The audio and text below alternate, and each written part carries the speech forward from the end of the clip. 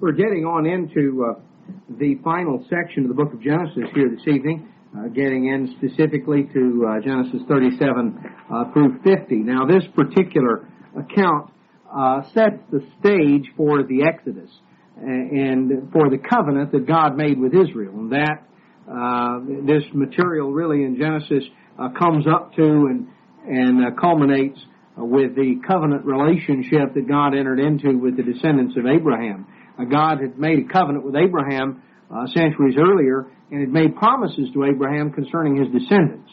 Now, the story, the stage is being set for the book of Exodus, and in so doing, what we find is the way that Israel came down into the land of Egypt and grew into a great nation. Next Bible study, I will pass out a chronology that will give you that will lay it out and correlate the story of the Bible with the dynasties of Egypt, and you can have a connection of secular history with biblical history, as well as sort of seeing the dates and things as they go through. Some of those dates you could maybe quibble about 1 or 2 years one way or the other, but I think that when we're talking about 3,500 years ago and if we can get within 5 years, we're pretty close. So I think the dates are basically accurate, but I wouldn't stake my salvation on them, and I hope you wouldn't stake yours. But anyway, we find the story. There's an interesting story in terms, when you look at the correlation of secular history, Egypt was ruled over by many dynasties, and some of these dynasties were native to Egypt and others were foreign dynasties. And what we find is that just prior to the time when Joseph came into the land of Egypt, a foreign dynasty had taken power in Egypt. It is known by the term shepherd kings in history, or Hyksos is the other name. Shepherd kings is more the English term, but the Hyksos, or the shepherd kings, were people who were basically the same stock as the family of Abraham. They had originated, they're called Asiatics in Egyptian history. They had originated in Mesopotamia, had invaded Egypt, had gained control of the Nile Delta at the time when Joseph came into the land of Egypt. Under Joseph and the years of plenty and famine, the Hyksos spread their rulership out over all of Egypt. It was this dynasty under which Joseph rose to power, and it gives meaning to the statement at the beginning of Exodus that there arose a king who knew not Joseph. A new dynasty, an Ethiopian dynasty, expelled the Hyksos, and that was the beginning of the end in terms of Israel, because that's when the enslavement of Israel began, when the Hyksos were expelled. The Israelites were viewed as as had been in alliance with them. In fact, we'll notice an interesting statement as we go through the book of Genesis when Joseph, in talking to his father, as his father was getting to go before Pharaoh, reminded his father or encouraged his father to lay stress on the fact that he was a shepherd when he went there. And he said, now, shepherds are an abomination to the Egyptians. They weren't, of course, to the Hyksos. The Hyksos were the shepherd kings. And so what they did was to give a very choice piece of land to the land of Goshen, some of the most choice land they gave to Jacob and his family, because they were, oh, you're a shepherd too, huh? You go in for that. Well, you know, these Egyptians, they don't like that. Well, I'll tell you what, we're going to give you some good land. You know, you sound like our kind of folks. That was the setup. So it provides the backdrop. There's also a very important prophetic chapter, and that is chapter 48 and 49, that contains some important prophetic information regarding the family of Jacob, family of Israel. It's interesting, as we will note as we get to Genesis 49, that Jacob he told his sons to come near. He would show them what would happen to them in the last days.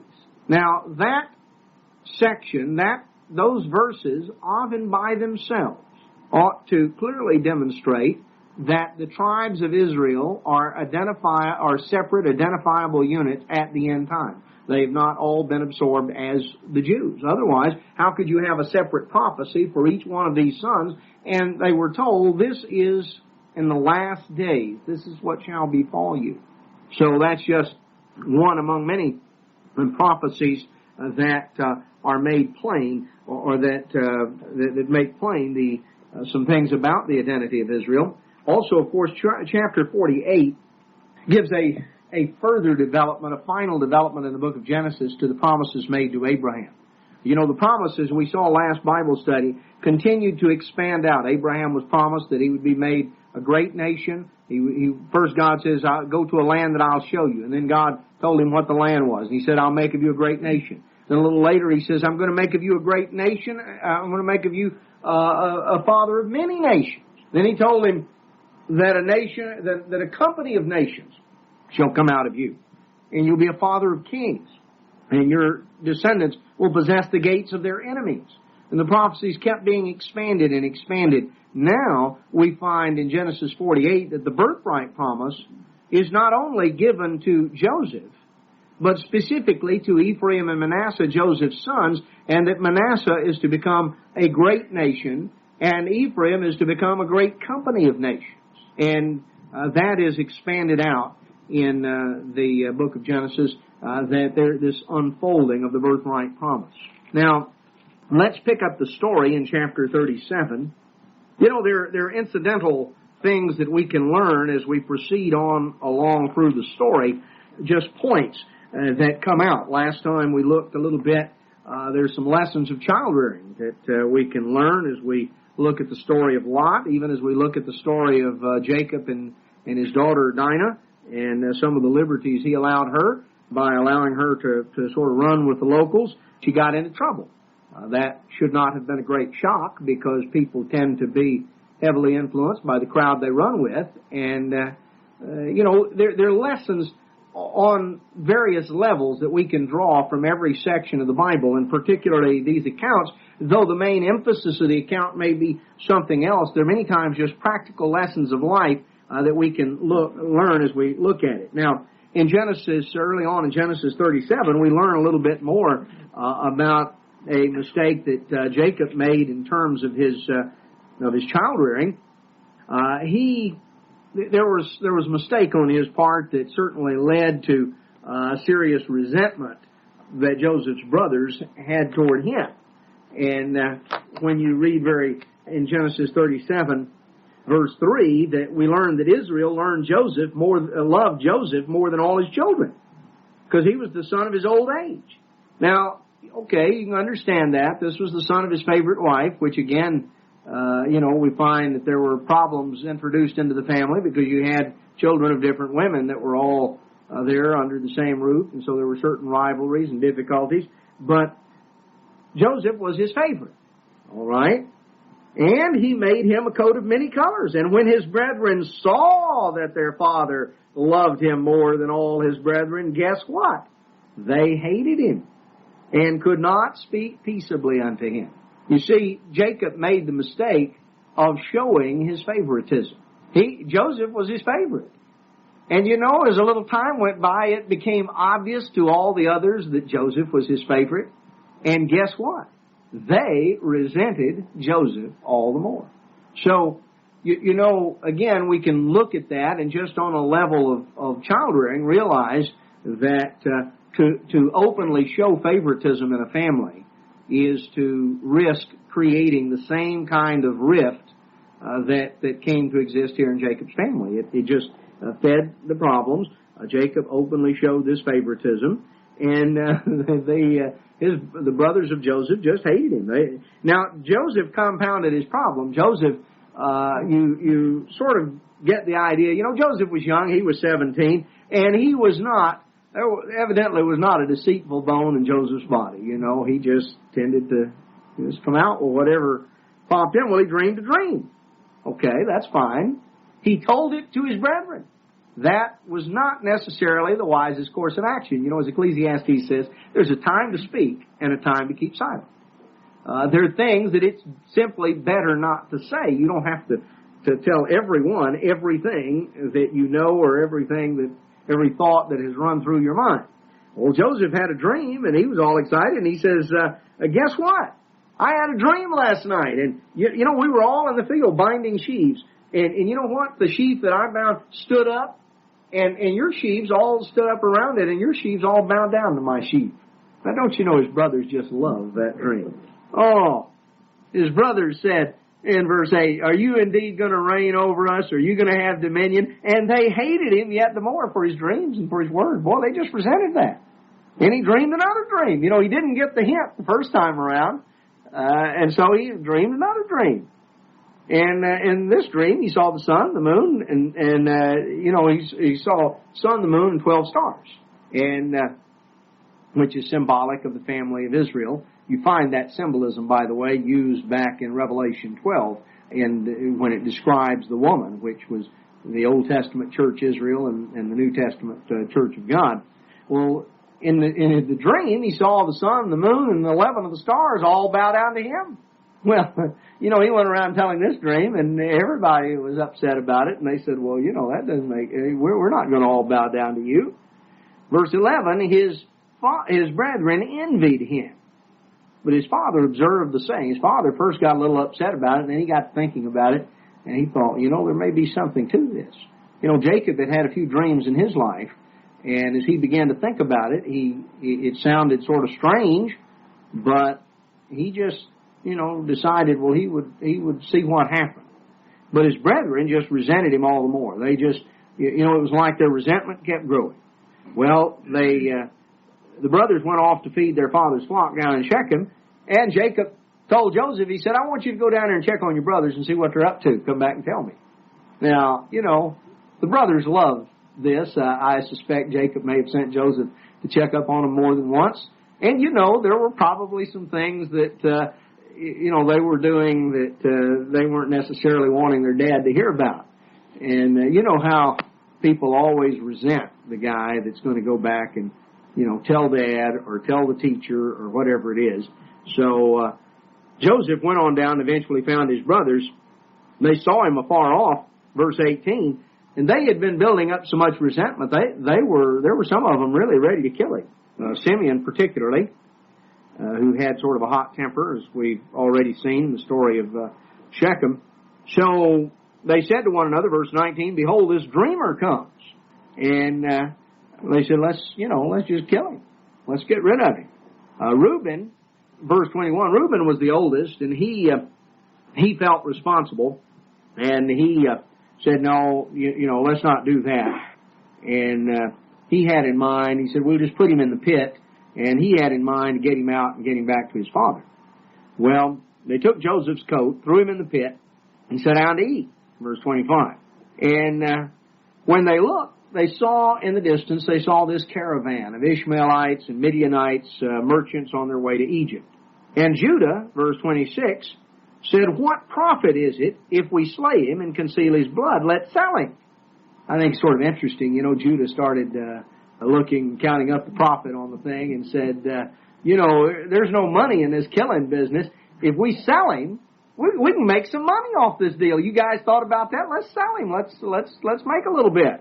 So anyway, we see that this struck him as a pretty good idea. When Reuben got back, he found out that they'd sold Joseph, sold him down to Egypt, and they perpetrated this sort of a fraud on their father. They took Joseph's coat and tore it and dipped it in blood and took it back to him and gave him the impression that Joseph had probably been killed by wild animals.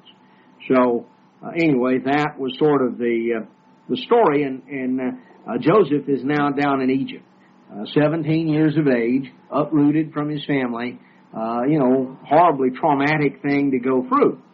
And he is taken down to Egypt and he's sold to Potiphar, who is the captain of Pharaoh's guard.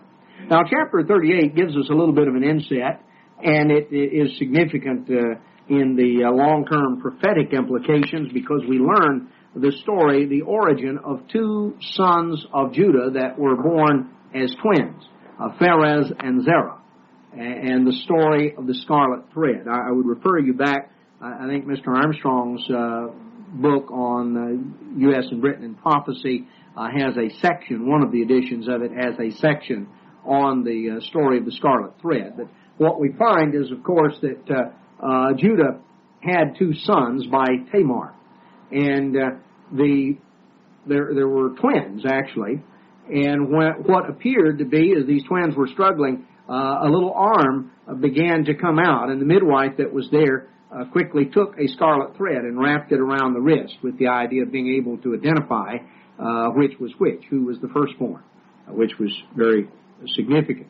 Well, in the course of this, in the course of the labor, the one whose little wrist had stuck out and got the scarlet thread wrapped around it withdrew back in the womb, and the other brother was actually born first. And so this created, as it's called here, a breach. It was here one had started to come out first, had actually begun the birth process, and was first out, and yet was not first fully out. And so the one with the scarlet thread actually came out,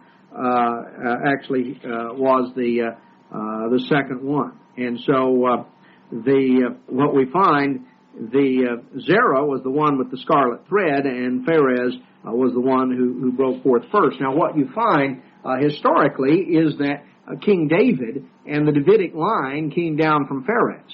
But the Zerah also had a royal line that came down, the kings of Ireland, and you find to this day the seal of Ulster is the red hand with the thread wrapped around it there at the there at the wrist. And this the breach in that sense was healed when Tehatepi, who was the daughter of Zedekiah, last king of Judah, the Davidic line, was married to Hermon, king of Ireland, and the present royal family in Britain is descended from that union. Tara was the ancient seat of the high kings of Ireland, and the stone of, as it's called now, the stone of Scone, Jacob's pillar stone, the stone of destiny, various terms that have been used for it, was initially taken from Jerusalem to Tara. The high kings of Ireland were crowned upon it until, a number of centuries later, when Kenneth MacAlpin of Scotland, the dynasty of Tara actually transferred to Scotland. And when you study the story, you find that the people called the Milesian Scots actually initially settled portions of Ireland, moved on to Scotland, and then many of them were later reintroduced back into Northern Ireland and what is called Ulster. And anyway, the line coming on down through the stone was moved in, I believe, the 9th century A.D. Was moved from Tara in Ireland to Scone in Scotland, and the kings of Scotland, beginning with Kenneth MacAlpin in the 800s, were crowned on that stone, and then later King Edward I moved it down from Scone down to England, and the kings have been crowned on that since that time. Now, the background of some of that is given here in Genesis 38, an interesting story, because Judah had sons, and he had a daughter-in-law by the name of Tamar. And we find that two of his sons died, and Judah had promised to take care of Tamar, but did not do that. Well, when Tamar saw that when Tamar saw that Judah wasn't going to follow through with what he promised, she put together a little ruse. She arrayed herself in the attire of a harlot, and she was veiled, and there on the side of the road, and Judah was on his way to shear his sheep, and he saw her, and he decided that he would invite her over to his tent, and so he propositioned her, and then told her that he didn't have any money with him right then, but he would send her. Told her what he would send her, and she said, "Well, look," she said, "I want a pledge. You give me your signet and your bracelets. You give me some of these items, and I know you'll redeem it. You'll do that. So he did. Well, a little while later, when he sent back to pay her, well, nobody knew who this harlot was, and so time went on. Well, then word gets to Judah that his daughter-in-law is pregnant, and he can't believe immorality in his own household. He is very upset. In fact, he's going to have her burnt. The end of verse 24. And, this must have been quite a scene. She came in and he was really laying in, and he bring her forth and let her be burnt. And she said, okay, but I think you probably want to do something to the man that was involved here. Maybe you know who these belong to. And you can just imagine, there in the room, the look that must have come over his face when he looked at that stuff. And he was caught. I mean, that was his signet ring. That was the whole thing. And he knew, and everybody there knew who this was. And so, verse 26, at least he acknowledged them, admitted it, and said, she's been more righteous than I have. And so he knew her again no more. He evidently learned some sort of a lesson from that. And it came to pass that she had these twins, Perez and Zerah. One interesting thing, I just call your attention sometime when you go through the genealogy of Jesus in Matthew, you realize there are only 4 women who are named by name in the genealogy in Matthew. Each one of them has sort of an interesting story. It doesn't mention Sarah or Rebecca or Leah by name in Matthew 4. Those are mentioned back in Genesis. But it mentions 4 women. It mentions Rahab and Ruth and Tamar and Bathsheba. Sort of interesting when you get to looking into it and look at that.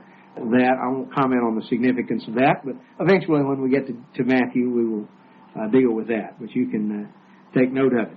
Well, now we get back to the main line of the story here in chapter 39. And as Joseph was here in Egypt, God blessed Joseph. Joseph was a very conscientious, a very sincere young man, very honest, very capable. A young man of very high standards. And Potiphar, within a short time, realized that Joseph was an outstanding young man, that he could absolutely trust him. And, that's a rare thing. Any of you who've ever had an employee know, if you get one you can absolutely trust, and he's capable, all at the same time, you have really got a jewel. Sometimes they're capable, but you can't trust them. Sometimes you can trust them, but they can't do anything right. But when you get the combination, and that's what Joseph was, and Potiphar picked up on that. And so fairly soon, even though Joseph was young, he set him over as the overseer over his house. Knew he could absolutely depend on him. Well, things went on, and Joseph did an outstanding job, and Potiphar's affairs prospered. You sort of makes you wonder what the previous guy had been skimming off the top. Potiphar noticed a very distinct difference when he put Joseph in charge. Joseph wasn't stealing anything. He was very conscientious and did a good job. Well, the story marches on. Now, this time, Potiphar's wife, Mrs. Potiphar, was not a very high character, and she was enamored with Joseph and decided that she would seduce him. But you see, Joseph wouldn't be seduced. Joseph knew that was wrong, and Joseph was a young man who was very much aware of God and God's ways and God's laws. And so Joseph told her when she had tried to get him to commit adultery with her in verse 8 of chapter 39, Joseph said, "Behold, my master's committed everything to my hand. He's not kept back anything but you." Verse 9. Notice the end of verse 9. "How then can I do this great wickedness and sin against God?" Now you might stop and think that for those who think that the Ten Commandments didn't come along until Mount Sinai, Joseph knew that it was a sin against God. Knew that adultery was a sin. Now what is sin? Sin's the transgression of the law. So God's law was already in force and effect. Joseph knew God's law. I mean, you can read back that Abraham God says Abraham obeyed my voice. He kept my commandments, my statutes, and my charge. Abraham knew what the commandments were. Joseph knew what they were. He knew adultery was a sin. And he said, I can't do this. If I did, this would be wicked, and it would be a sin against God. And that ultimately is who all sin is against. See, Joseph didn't say, I'd be sinning against Potiphar. I mean, it would be a wicked thing to do and a breach of Potiphar's trust, but ultimately it would be a sin against God. Well, she, tried to proposition him a few more times, finally got mad. See, when he rejected her, then all of a sudden it went to the other end. Now she was rejected. Joseph had fled out of the room to get out of that situation, and she was furious. And so she began to scream and carry on and accused him of rape, attempted rape, and told this story to Potiphar. I have to believe that Potiphar must have had at least some doubt in his mind about what she said. He wasn't prepared to put her away, but he had some doubt in his mind because, when you read the history of ancient Egypt, human life was cheap. And to have had a slave executed for attempted rape would have been nothing. I mean, here was a man who was the commander of Pharaoh's army. Nobody would have objected if he just said, run this fellow through with a spear. He put him in jail, and that was it. So I have to believe that Potiphar had at least some level of doubt in his mind whether he wanted to fully face up to, the kind of person Mrs. Potiphar was or not. He had enough doubt in his mind that he didn't execute him. He just put him in prison. Well, as the story goes on, we find that Joseph now is in prison, and Joseph remains in prison until he's 30 years of age. As we come on back to the end of the story, we find that Joseph stood before Pharaoh when he was 30 years of age, and that's down in Genesis 41:46. So Joseph was 30 when he stood before Pharaoh, which means that from the time he was 17 until the time he was 30, that's 13 years. And that's right out of the heart and prime of a young man's life. You take those years from 17 to 30. Time doesn't go very fast during that period of time. Here was Joseph. We read the story, and it only takes up 2 or 3 chapters, and we go through it quickly, and we know the outcome. But Joseph went through his trials and his problems the same way you and I go through ours. He hadn't read the book of Genesis yet. He didn't know how many years and exactly what was going to happen. Here he was trying to be the obedient son, trying to do what he was supposed to do. He was the good kid. And so he gets uprooted from his family and sold into slavery. Well, that's bad. Well, he gets down there and things begin to work fairly well, and he gets favor, and Potiphar gives him a lot of freedom, and so, things aren't so bad. He goes along and he's feeling pretty good, and things are going fairly well, and seems like life is beginning to get on some sort of a keel. He then is tempted. Now, here's a young man, in his late teens, 18, 19, 20 years old. Here's quite a temptation that, one of the strongest drives and pulls that a young man has. And here he, is given opportunity and over and over. And he's enticed. And yet he exercises strong character. He does what he knows is right. He refuses to give in to the temptation. And so, does he instantly get blessed and wonderful things start happening? No. He gets falsely accused, falsely imprisoned, shipped off to jail. Now, I don't know exactly what an Egyptian jail was like, but jails today aren't very good. And I have to believe that Egyptian jails of, over 3,500 years ago were a whole lot worse. So here he is thrown in this horrible situation. And, you think about how it must have gone. He must have played things back in his mind and wondered why. If you've done something terrible and then something bad happens, it sort of makes sense to you. If he had committed adultery, if he had given in and then been thrown in jail, he could have stood there and, boy, I sure blew it. I made a terrible mistake. Now look what's happened. But he did what was right, and he was thrown in jail. Now, that doesn't go easily with any of us when you're trying to do what's right and then things blow up in your face. Joseph could have become embittered. He could have become a lot of things.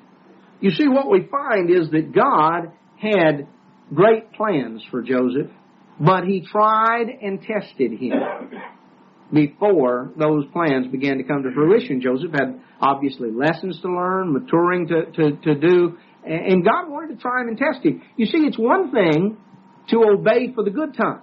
But you know, if God is real to us and we're really deeply convinced in our heart and mind, then good times or bad times, we're still doing what God says because we believe it.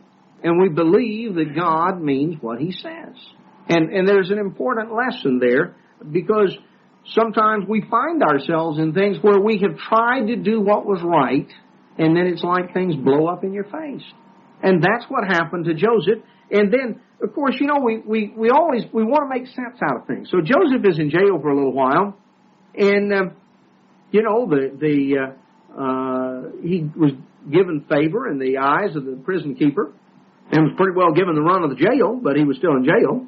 And then the butler and the baker of Pharaoh were thrown in jail, and they had dreams. And Joseph talked to them one day, and they were, you know, feeling bad. They'd had these dreams, and Joseph said, well, interpretations belong to God. Verse 8, if you'll tell me your dreams, I think God will give me the understanding of what they mean. Well, the butler told Joseph his dream, and Joseph told him the interpretation, down in verses 12 and 13, was that you're going to be given back in 3 days. You're going to be given your old job back. And when you get it back, please remember me and tell Pharaoh about my story. You know, maybe he'll show mercy to me and let me out. And so he told him, and the baker, of course, the butler, oh yes, boy, you know, that's wonderful, and I'm going to get out in 3 days. Boy, that's great. Yeah, I'll sure tell Pharaoh. Well, the baker, you know, he began to sort of look up about that time. He thought, well, this interpretation was pretty good, so he told Joseph his dream. Joseph said, yours isn't so good. 3 days, you're going to get something too, but what you're going to get is executed. And so, sure enough, verse 20, the third day, which was Pharaoh's birthday. Interesting, the only two specific mentions of birthdays in the Bible, here and back in Matthew, where we learn about, or in the Gospels, when we learn about Herod's birthday. You don't read anything about Christ's birthday. You know, God didn't even tell us which day it was. Obviously, God dates many events. If He had wanted Christ's birthday celebrated, then He would have certainly told us when it was. You read about, you know, Peter and James and John, all of them getting together and having a party or setting up a Christmas tree or whatever it was. Well, they didn't do any of those things. But anyway, Pharaoh had a birthday, and he beheaded the baker and freed the butler. Well, the butler was restored, verse 21, to his old job. And verse 23, the chief butler did not remember Joseph, but forgot him. Now, you know, here is again a lesson. You know, Joseph, don't you know he must have had high hopes? I mean, here 3 days later, this thing was fulfilled. The butler went back. You can just imagine, you know, last thing the butler said, boy, I'm sure going to remember you. This is great. You know, I'm so happy I'm getting out of here. Yeah, now don't forget me. Oh, no, I won't forget you. Well, he forgot. He got back, and he was all happy to have his old job. And the last thing he wanted to think about was jail. And didn't even cross his mind. He didn't think about it again. Well, at the end of 2 full years, I mean, here's all his time going by. Now, you know, 2 years have gone by. You can just imagine, you know, the first day or two after the butler was free, Joseph must have been just on pins and needles. He just was watching the door, just knew any minute somebody's going to come and send for him. Day went by, a week went by, a month went by, and you can just imagine, you know, how just sort of disappointed and heartsick he must have been, because he just knew this is the way God's going to deliver me. I mean, just it all fits. You ever try to second guess God? I mean, it's just obvious. This is the way God's working it out. And then it doesn't happen that way. And you just, oh, no. Well, Joseph went through that, and he went through it for 2 years. And then Pharaoh had a dream.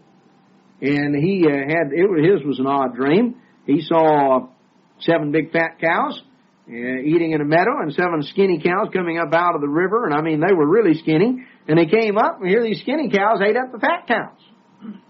Now, you don't generally see a cow eating another cow, but these skinny cows ate fat cows, but they didn't get any fatter for it. They were just as skinny as ever. Pharaoh woke up. Boy, he couldn't figure out what that was. And then he had another similar dream about ears of corn, ears of grain. And he was troubled. In verse 8, called for the magicians, the wise men. Nobody could explain his dream. And then the butler was standing there, and he said, oh, no, there was something I was supposed to tell you 2 years ago. I just slipped my mind.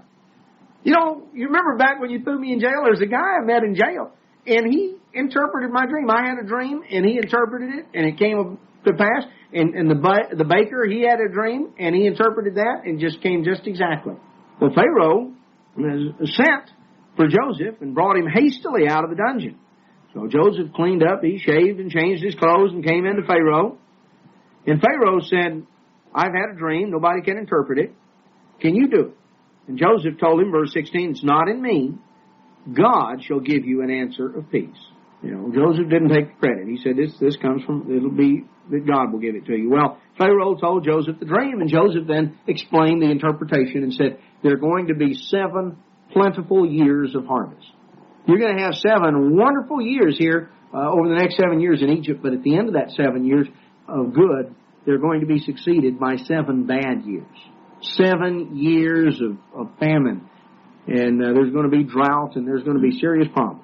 And he said, my advice is that you find you someone that you can trust, that's wise and discreet, somebody you can count on, and set him over the land and get things organized so that you save up from the 7 good years so that you're able to go through the 7 bad years without any real problem.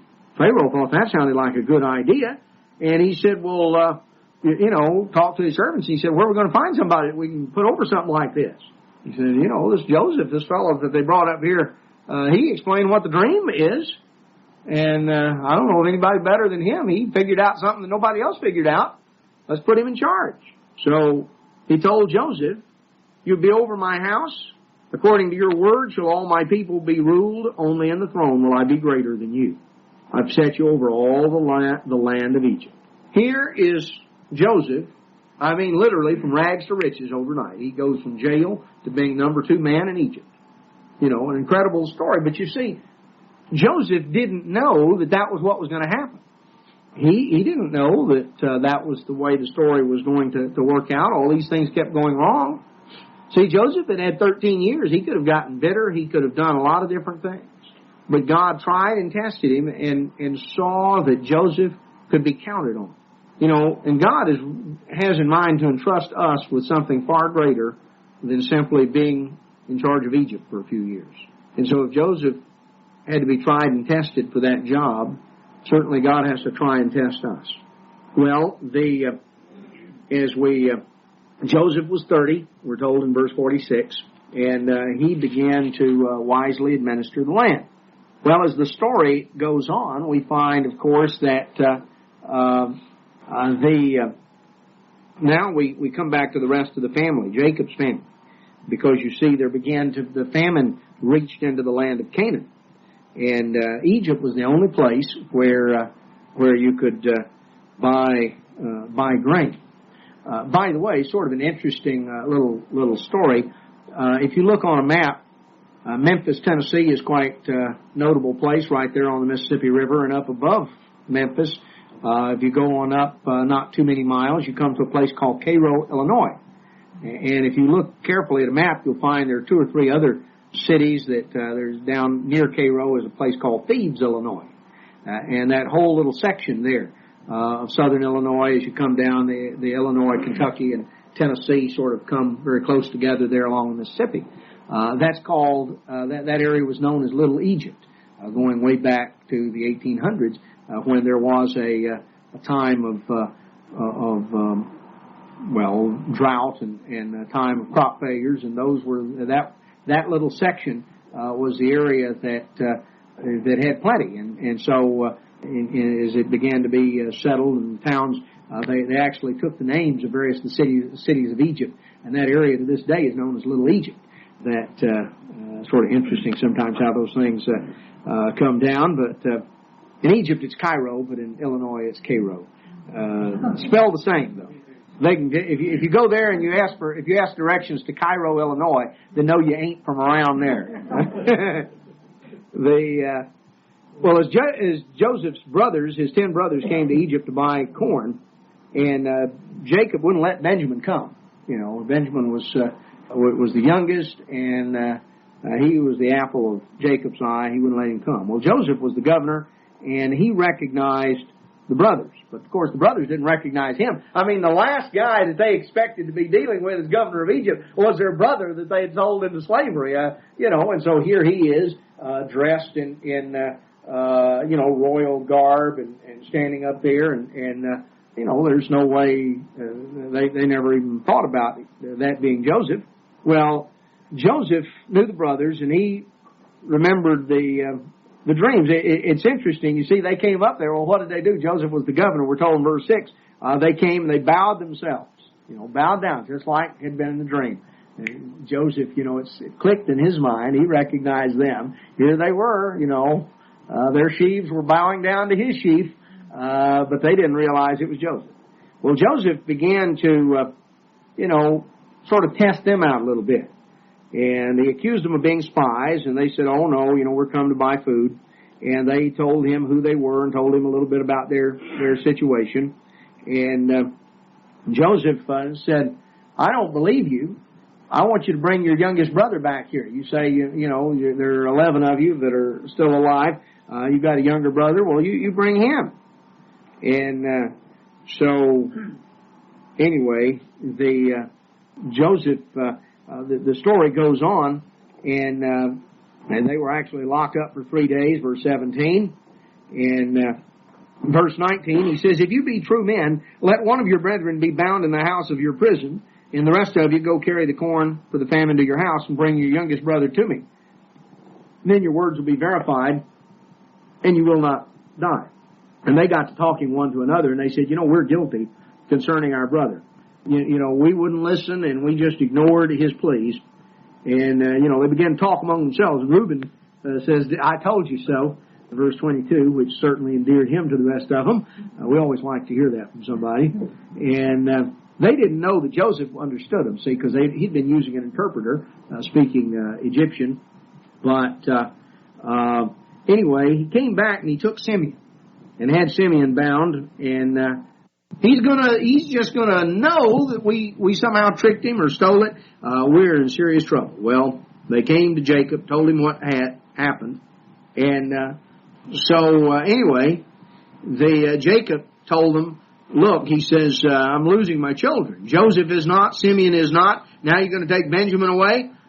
I'm not going to let you go. Well, famine got worse, and finally they had eaten up the grain, and Judah reminded his dad, Jacob told him to go back and buy some more, and Judah told him in verse 3, he said, look, he told us that he's not going to let us in if we don't bring our youngest brother back. So they talked about it. Jacob didn't want to let him go, but finally he could see there was no other way, so he did. And they came back and brought double money in, verse 15, and Joseph was going to have a banquet given. And so the story comes on through, and Joseph speaks to them. We have the story here beginning in verse 26, and they talk about their dad.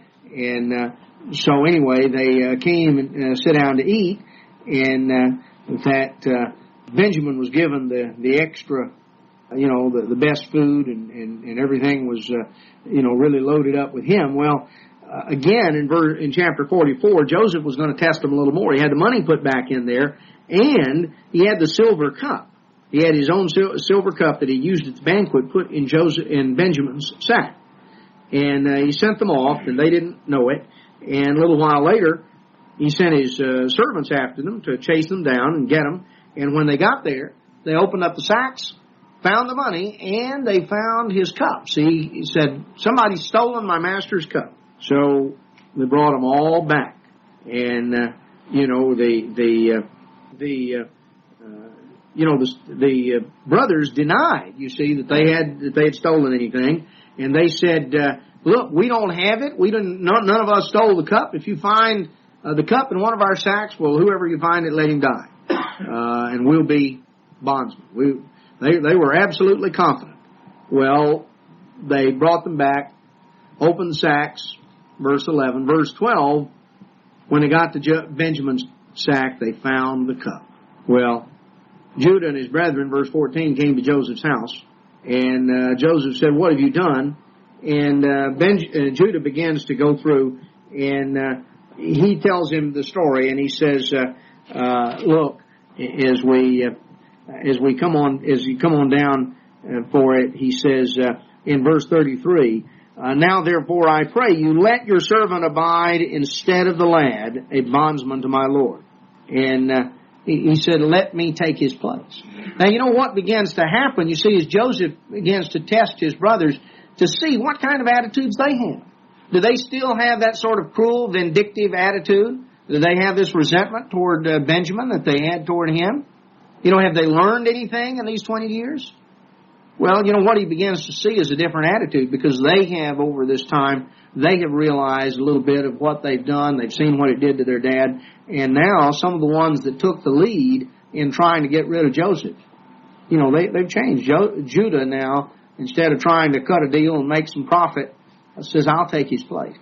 Let him go. I'll stand for whatever. Well, Joseph at this point makes himself known to his brothers. They are absolutely shocked and just couldn't believe what had transpired. So they go back to get Jacob.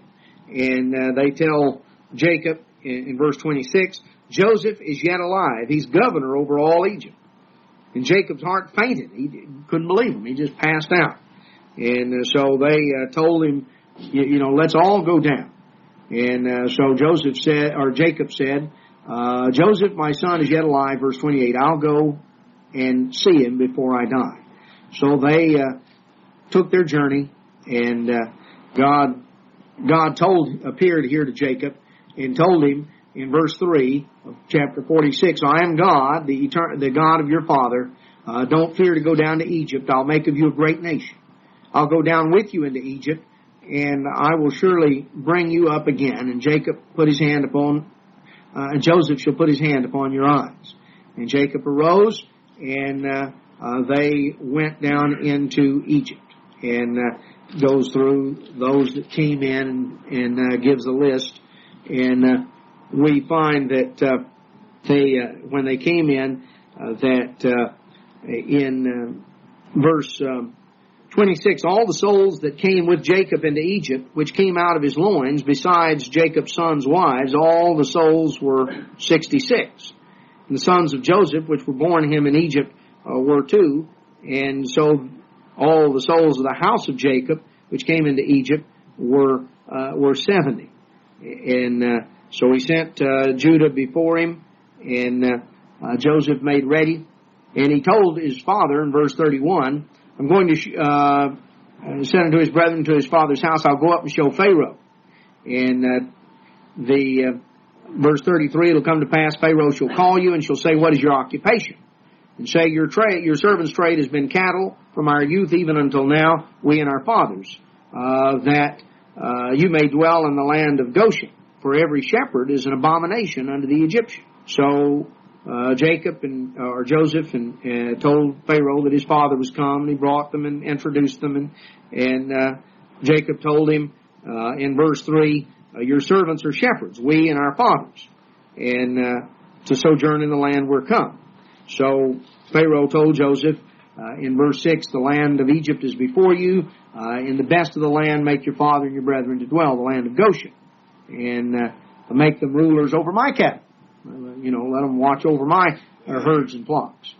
And Jacob, we're told at this point in verse 9, is 130. Pharaoh asks him how old he is, and he tells him that he's 130. And so know that Joseph by this time is 39. He was 30 when he stood before Pharaoh. He had 7 years of plenty, and this was the second year of the famine. So that would be 9 years since his release. That would make him 39. And you see that Joseph truly was the son of his father's old age, because if he was 39, his father was 130. That means that Jacob was 91 when Joseph was born. So anyway, give you a little bit of the chronology of it. They came on into the land of Egypt, and we have the rest of that story, the land of Goshen.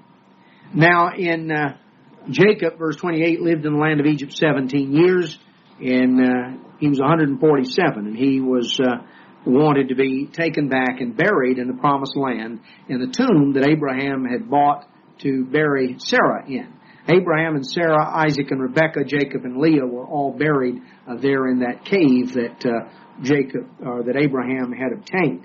And Jacob wanted to be taken back and buried. Well, word came that Jacob was ill, and this was evidently his final illness. Joseph brought his sons Ephraim and Manasseh down to visit.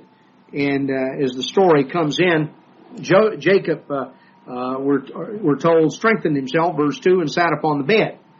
He was excited to see them coming. He was, by this time, he was very elderly. His eyesight was pretty well gone. Joseph brought the boys in and brought them here before his father, and he lined them up in such a way he knew his dad couldn't see. And he was going to lay hands on them and set them apart for a blessing. So he lined it up where Manasseh, the oldest son, would be there for the right hand, and Ephraim, the younger son, would be there for the left hand. And then he would lay his hands on them. Well, he brought them in, and Jacob crossed his hands, laid his right hand on Ephraim and his left hand on Manasseh. Well, as Joseph began to notice what was going on, he stopped him and said, "Wait a minute, Dad, you're mixed up here. This is Ephraim and this is Manasseh. Here, switch your hands over." His dad said, "No, I know it. I know it. He, Manasseh, shall truly become a nation, and he shall be great." This is here in verse 19. "The younger brother shall be greater than he. His seed shall become a multitude of nations." You know, for a period of clearly 100 years from the fall of Napoleon in 1814 until the time of World War I, the British Empire absolutely stood without peer, without challenge in the world. We talk about one superpower. Well, they were it. The British Navy completely ruled the seas. The British flag came to fly over 1/4 of the Earth's land surface. 1/4 of the people on the Earth were British subjects. And even in the aftermath of World War I, the United States, in the aftermath of that, emerged as a great world power as well. But clearly, on up to the time of World War II, the British Empire, continued as the largest empire on the face of the earth in terms of land and people. And then, in the aftermath of World War II, of course, the British Empire began to very quickly be dismantled. And now we, are seeing the problems that are increasingly happening in this country. But this is the prophecy. Now we see Ephraim and Manasseh set apart as that great nation and company of nations, the greatest single nation and the great company of nations that would dominate the earth at the end time. And see what Jacob said, that as we're told here in verse 16. Jacob says, "The angel which redeemed me from all evil, bless the lads, and let my name be named on them, in the name of my fathers Abraham and Isaac. Let them grow into a multitude in the midst of the earth. Let my name, Israel, be named on them." So in a very special way, the term Israel, most specifically in prophecy, refers to Ephraim and Manasseh. And secondarily to the other tribes. It can refer to all of the 12 tribes, but in a special way refers to Ephraim and Manasseh. Chapter 49, right here at the end, Jacob called his sons and said, "Gather yourselves together that I may tell you that which shall befall you in the last days." So here we find that they're going to exist as separate identifiable units right on down till the end time. We'll notice just a few. We don't have time to comment on all of them. We will a little later when we finish up Deuteronomy. We'll see some more prophecies about the tribes at the end time. But notice here verse 3, "Reuben, you are my firstborn, my might, the beginning of my strength, the excellency of dignity, and the excellency of power. Unstable as water you shall not excel. Because you went up to your father's bed, you defiled it, you went up to my couch." Now, it's sort of interesting. He says, "Reuben, you have the excellency of dignity, the excellency of power." When you look at the French, they he says, you're the beginning of my strength. They were there first, everywhere. They were in Canada first. They were, the Louisiana Purchase. The French settled that first. They started in on trying to dig the Suez Canal first, started in on trying to dig the Panama Canal first. Place after place, they were there first. Do you know the battle? It's interesting sometimes, some things in history, the way names come down. Do you know the battle that determined the fate of Canada? That it was fought near Montreal between the British and the French, and it determined that Canada would be British rather than French. It was the Battle of the Plains of Abraham. I think that's sort of an interesting name. It's sort of like, the first major battle of the American War between the states was the Battle of Manassas Junction. Interesting names, it's sort of a little bit of a prophetic twist to it. But France was the beginning. They had the beginning, but they never could hold it together. There's been an instability in the time period that the United States has had one constitution since 1789. France has had somewhere in the neighborhood of 10. Right now, what they have, the French government exists as the Fifth Republic. Well, there have been, this is the Fifth Republic, but in addition to that, there have been two. There was the First Empire and the Second Empire. There was the Bourbon Restoration, and there was all of the different efforts of the Reign of Terror and the the Directorate and all of the various things. There have been about 10 constitutions that have governed France. There's been that instability that's there, and yet the excellency of dignity, the excellency of power. Right to this day, the language of diplomacy is French. It is the terms for protocol, terms that are used in when we talk about matters of diplomacy, French terms are used.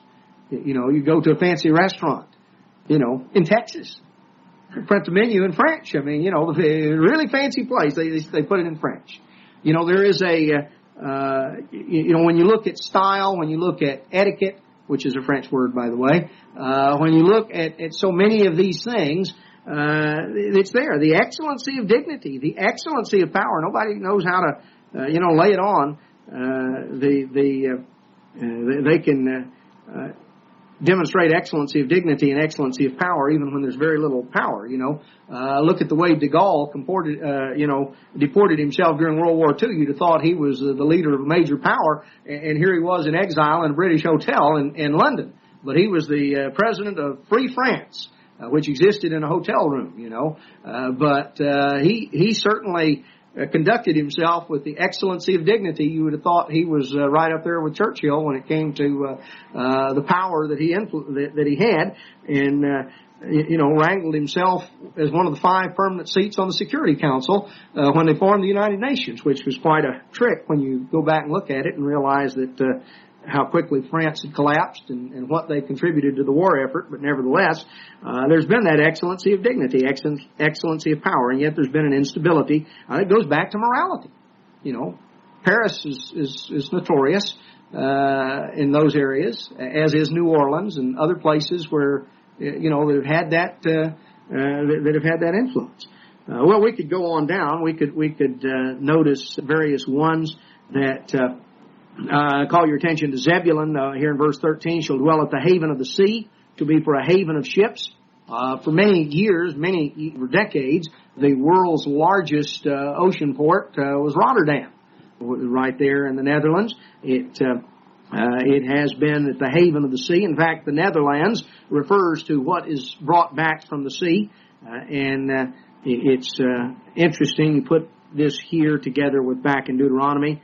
We might notice a couple of others. Judah, in verse 9, a lion's whelp, and we're told that the scepter shall not depart from Judah. You see, Judah was the rulers, the line of kings was to come from Judah, and he is described as a lion's whelp. And you find that the lion has been the symbol of, it's the symbol of British royalty. We talk about the lion of the Lion of Judah, but you look on the royal standards going back as far as there have been any, and the lion has played a major role. That was the symbol of Judah.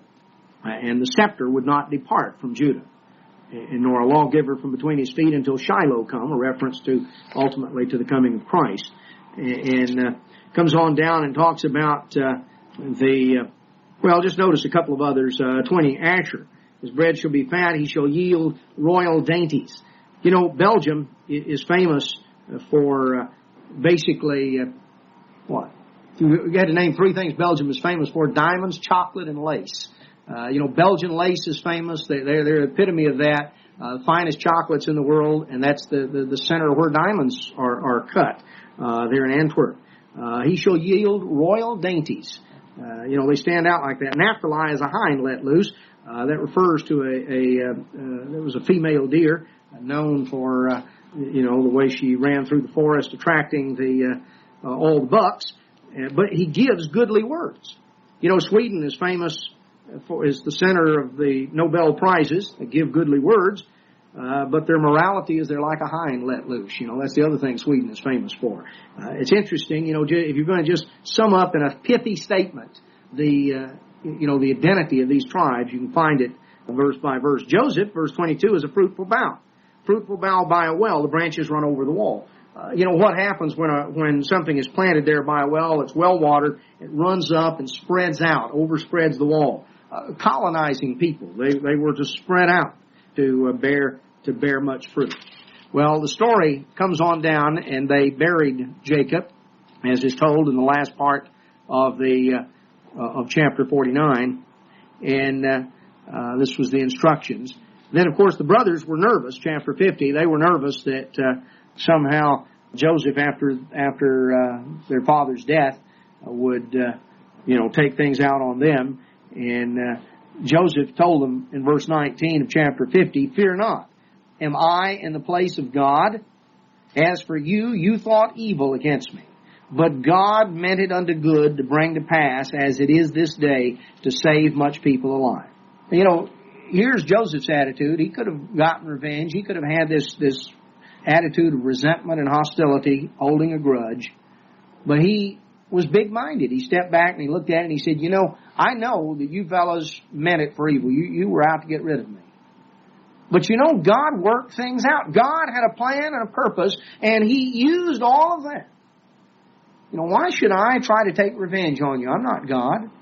God will deal with you as you need to be dealt with. But, God used that, and He worked out a plan and a purpose, and a lot of good has come. So I'm not staying up nights, mad at you guys. He comforted them, verse 21, and spoke kindly to them. Joseph continued to live for a number of years. He was, 37 when his father came in. His father lived 17 more years. He was 54 when his father died, and he continued to live for another 56 years there in Egypt, and died at age 110, and had given instructions that, interesting, verse 25, before Joseph died, here's an example of faith. He took an oath of the children of Israel. He said, God will surely visit you. He said, God, you're in Egypt, but God's going to give you the promised land. I know that. I can see that I'm going to die and never inherit that. But you see, Joseph never considered Egypt his country. He was a stranger and a pilgrim, and he looked for the promises that God had. So he asked the children of Israel to promise that when they left Egypt, when you go out of Egypt, take my bones with you and bury me in the promised land. I want to be in the promised land too. It's a very